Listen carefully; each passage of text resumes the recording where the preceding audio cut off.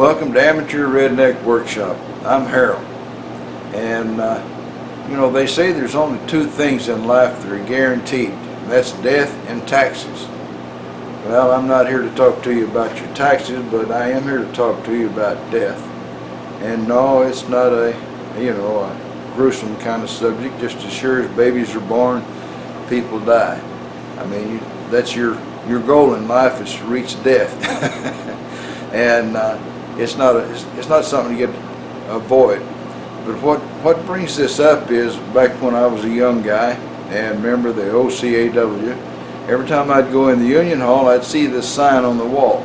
And the sign said, if every man knew what every widow knows, no one would be without a will.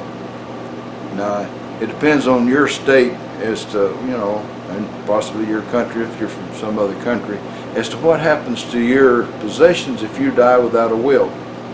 Here in Texas, if you die without a will, the state decides who gets your stuff. If you got a wife and 3 kids, everybody gets 25% of your half.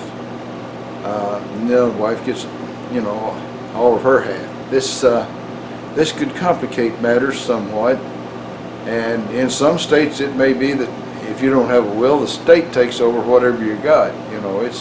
I know that there's places that are not friendly to people that die without leaving a will. So if you're old enough to have a wife, you need a will. If you're old enough to have a husband, you need a will. And if you're old enough to have a spouse and children, you definitely need a will. So that's my public service message for the day. Don't wait around about it just because you're 20 or 25 or 30 thinking you got time, because it's later than you think. Get the will done, stash it away in a safe place, and then everybody's going to be okay. Alright? Now today, what we're going to do is we're going to build a crane. I want a crane for my mill over there, mill drill. It's not a real mill. I don't. And if I want to pick up heavy things, or whatever, I'm getting older and things getting heavier. So we did an experiment here the other day where I used a piece of channel iron and this windshield wiper motor right here, and figured out that the thing could lift up a whole heck of a lot of stuff. In fact, a lot more than what I would really need it to do. So I'm going to go ahead and get busy and build a crane that'll have a little arm that'll swing out over the table, and I'm hoping that it has a little trolley to move back and forth so that I can line stuff exactly up where I want to set it down. And of course, it'll have its own motor to power it.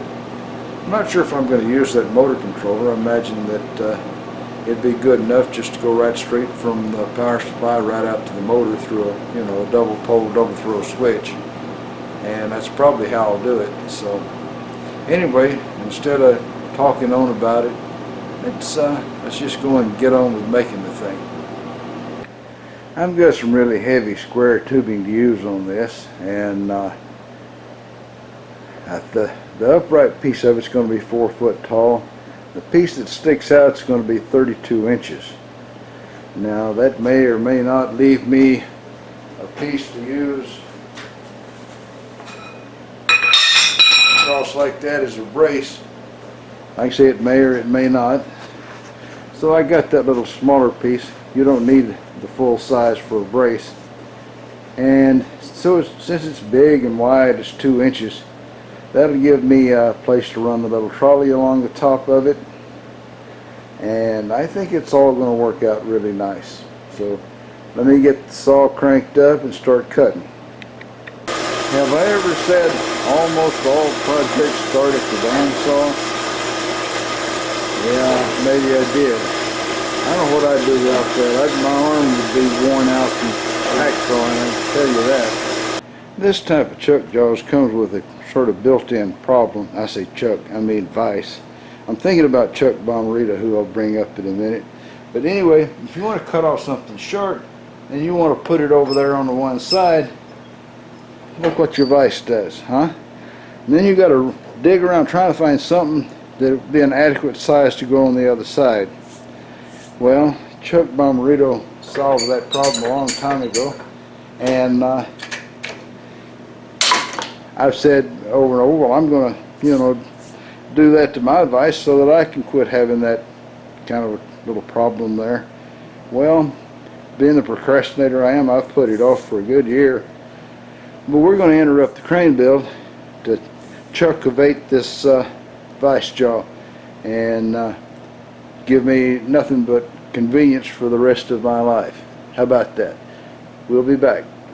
Okay, so to do the chuckavating, I drilled a little guide hole there with center drill, and now we're going to use a 7/16 because it's halfway between the 50% and the 75% thread for a 1/2-13, and I think that's pretty well as accurate as it needs to be, or pretty well as tight, or whatever.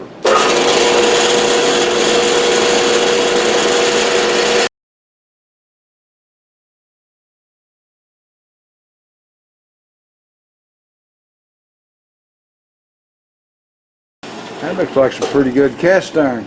Okay, now to get a drill bit, and we'll drill bit. I don't know what I'm talking about. Get a tap, and we'll thread the little booger. Okay, everything around here tends to be either 1/2-13 or 1/4-20 because because I've got the tools to make it that way.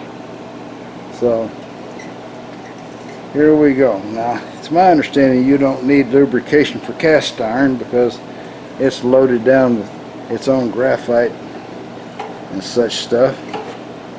So what I usually do is just thread it or cut it or whatever dry. Trying to make a straight start into this thread, and the thing keeps wanting to slide in the chuck.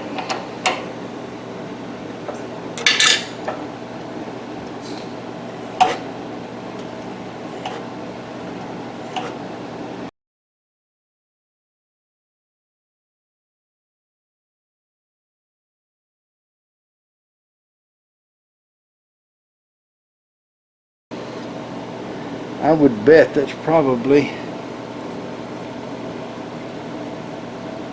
well, not sure if it's in far enough to let it hold itself or not. Let's go in just maybe another turn.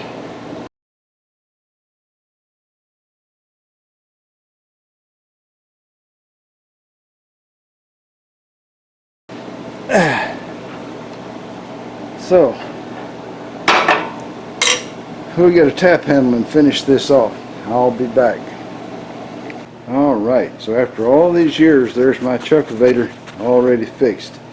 I've got it low enough that it'll still go over the top of that bolt without touching it. And as far as you move it back, the reason it's so long is if I rolled it all the way back to here, I'll still be able to screw this little guy in and hold the chuck jaws open, or at least straight, not open, but straight. Now then I can run this little guy down and latch onto something that's hanging way out here somewhere, you know, and I can keep it straight, even if whatever's in there is short. I think that's a great little tool to have. I'm sure it's not as beautifully done or anything or precision as the real Chuck Bomberito version, but there you are. It'll work. Making a 45-degree cut requires removal of the chuckavator, but how many times am I going to do 45-degree cuts? And it's a very easy thing to screw it in and unscrew it. So I think everything's really wonderful. You always need to be wide awake with everything you do. I don't know how many times I've gone to cut something and had this, you know, bearing support for the blade come down and hit on the vise jaws. You can see that before you start cutting, but usually I find it after I get almost done. Sometimes even with the chuckavator, there's special allowances you got to make. I had too much metal sticking out this way and I'm going to hit that bearing there. So I had to pile a little something behind it to move it down. And I can still clear the bearings on both ends with me like, so everything's still good with the world. Alright, if I weld that together like that, that should make the arm and room for the little trolley to ride. So I'm going to give it a shot, see how much dirt dauber mess I can make on it. After a great deal of whining and whimpering and sweating, I think I've got it pretty good. This will run horizontal, and of course this is the brace to hold it up. And I'll hinge that in. This end here will get hinged onto the upright piece that's going to hold it up. It'll be hinged there. And that piece laying right over there in the floor, that guy is going to be the upright piece. So I'm going to stop for a little while and let it cool off in here. I had to open the door to, you know, to get the fumes out so I didn't cause cancer in California. And now I'm going to have to cut a couple little pieces to make the hinges out of. Already an excellent time to use the chucklebator on the vice jaw. Made it just in time. Alright, an appropriate length of that rod there is what that arm's going to swing on. And I've got it through there right now to hold it straight while I weld it, the little end pieces in. I'll show you the end pieces after I get it welded down. Okay, so far this is what I've got put together. We got the main upright piece and the little crane that swings across. That's done. And if you walk into that hurts your head. I got reason to know. Well, as they say in Texas, I didn't hit a lick at a snake today. I got up about 9 or a little after like usual, and normally what I have for breakfast is a banana and an energy bar, and then I'll wait around and watch videos and stuff till lunch. But this time the wife fixed bacon and eggs, and we had breakfast. I threw the whole day kind of out of whack, and after watching a large collection of videos, I decided I need to go over to Steel Supply and get some more steel, because it seems like here lately everything I do is overbuilt, and I'm overbuilding my little crane. So we went to do that, and then I was hungry, about, you know, getting along about 1:30, and so we went and got a burger, and I asked the boss lady if she had anything special planned, and she said no. So I wanted to go down to Galveston and ride the ferry, so we went off to Galveston and rode the ferry over to Bolivar. And the way the ferry was setting, one side was in the shade and the other side was in the sun, and son of a gun, we got stuck on the sunny side, and we were on the outside there in the tiny little lane, and where I parked the truck, there was a life preserver right there where I couldn't get my door open, so I couldn't get out to go over to the shady side. So the trip was a little hot and humid across to Bolivar, and so when I got to Bolivar, I thought, well, I don't want to do that again because it was so hot. Now normally last year we'd go down there and park on the parking lot and ride the ferry back and forth a few times to Bolivar. I'm sure it's more for my amusement than the boss lady's, but she don't get around as good as she did last year. In fact, here recently she fell down the last 4 steps of the stairs and bunged up her head, and I had to take her to the emergency room, and that whole thing's a real circus. You know, it was a mess. But anyway, so she didn't want to go over to the ferry and climb up the stairs, and she can set the air conditioning upstairs, you know. But anyway, so we got across to Bolivar, and once across to Bolivar, I thought, well, I'm not going to turn around the line and take a chance on sitting on the sunny side again. August is really not the time to ride the ferry in Texas if you're going to be sitting in your car, because they don't let you run the engine, you know. So we went on up Bolivar Peninsula, and we got to Winnie, which is where Interstate 10 turns towards Houston, or where you intersect with Interstate 10 to go to Houston. And I'm driving through Winnie, and on my left I saw a big sign that says Tractor Supply. that's the object of the whole story, is to tell you that Tractor Supply is over there. And so I make a hard left, and we're into what looks like a brand new tractor, excuse me, voice is changing, brand new Tractor Supply store. And I remembered somebody telling me in the comments that they sell bolts by the pound there. So we go looking at the whole thing, and the boss lady says, well, here's bolts right here, it says by the pound. So I bought 4 or 5 pounds of bolts. My first time to ever be in a Tractor Supply, and my first time ever to get a bag of bolts.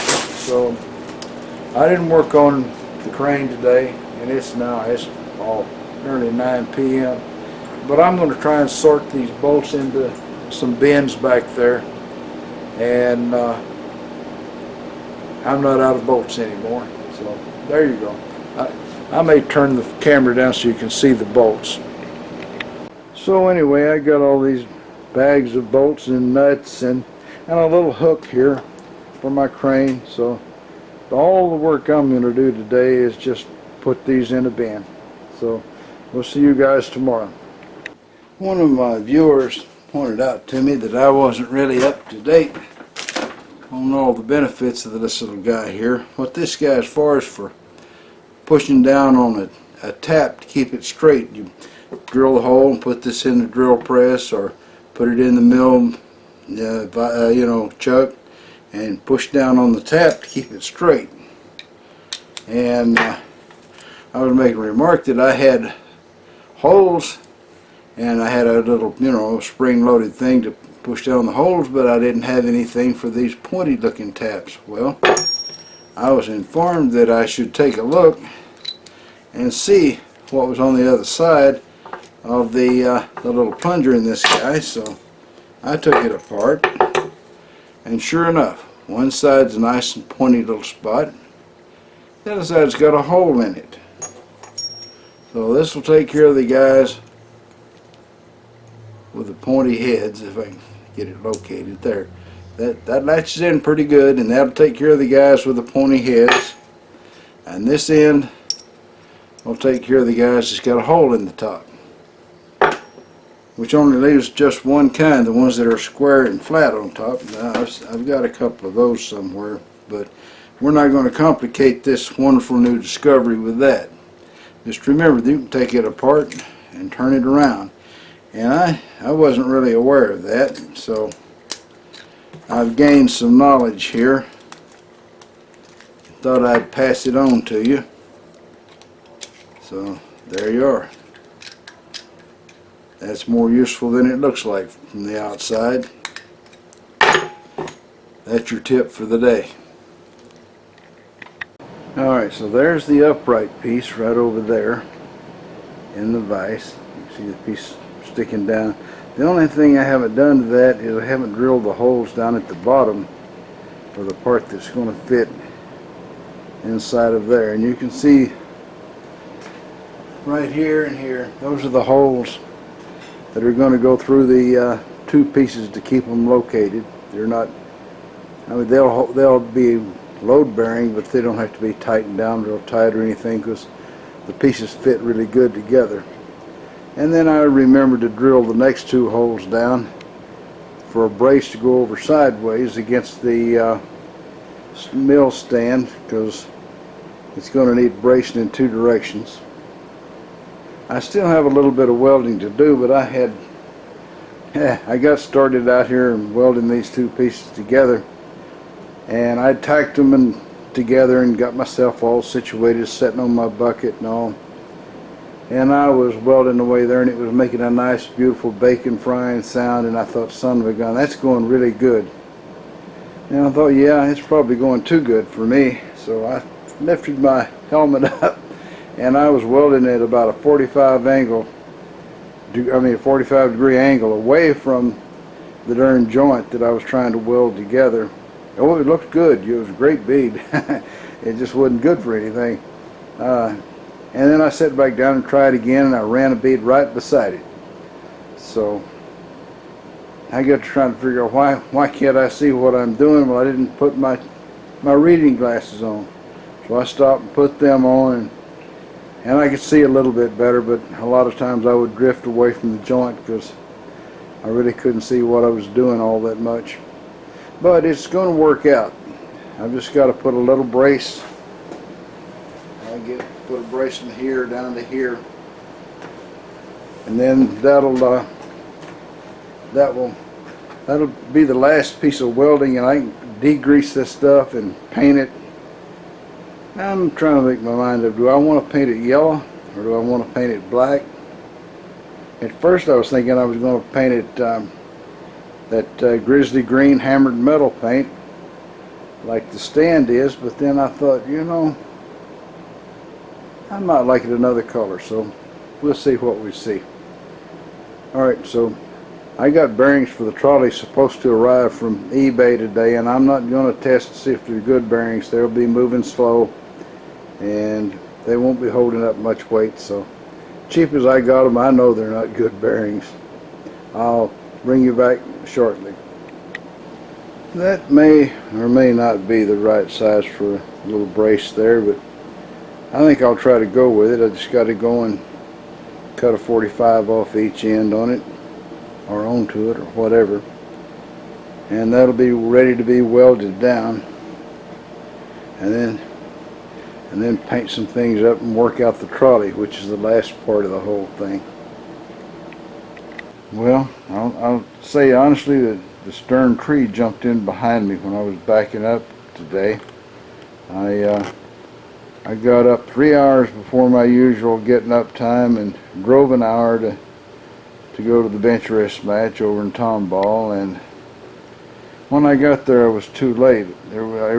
Every bench was full, and so when I was trying to back up to get lined up to see if there was a bench available, I wiped that out. So there's the funding for about the next 2 or 3 projects, because we'll go to Toyota. So if you find me with a blank spot for a few weeks, that'll be why. It's a tough break. I'm going to try to drill 2 holes in the piece that goes into that match that spacing. So if you're really quick before the camera comes back on again, you can take bets on whether you think I'm going to make it or not. Personally, I'd bet against me. Okay, so there you are. I cheated a little after I drilled, oops, kicking the camera. After I drilled the first hole through, I went over here and put a bolt in it, put the punch in it, made sure it's all straight, and then I drilled the second hole by hand. Started on this side and went through, and then that side and went through, so as to make sure they were all totally and completely lined up. And now the bolts just drop in.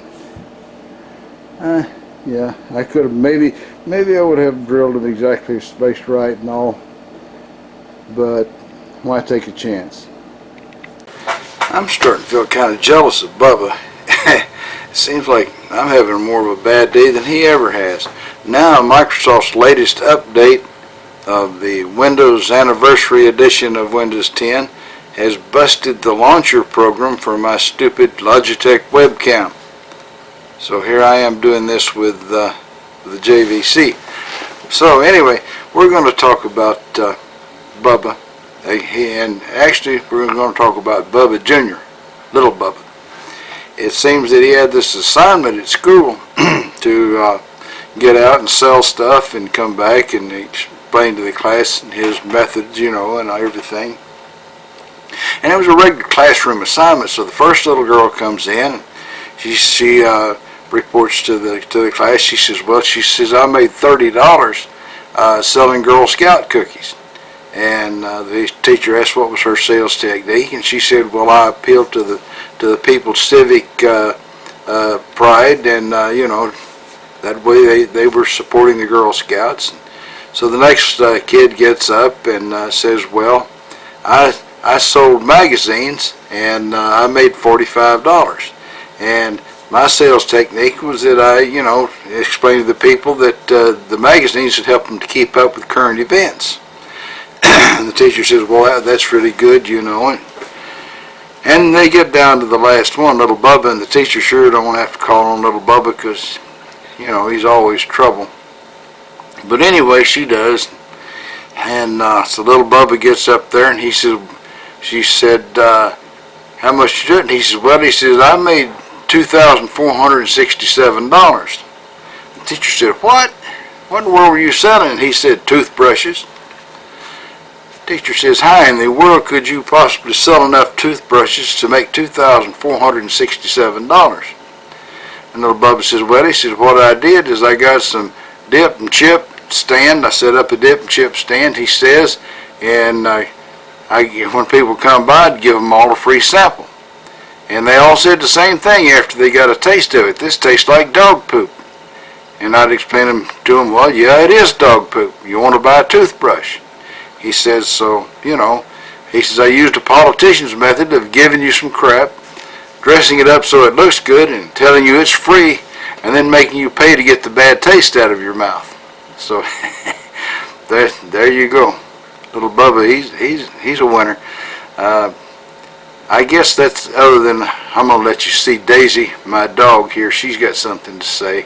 But other than that, we're going to wrap it up here, and I hope that one or two of you guys will subscribe, and maybe somebody will click the like button, and maybe somebody will even make a comment. I don't care if it's a good comment, a bad comment. You can call me names if you want to. Just, you know, say something.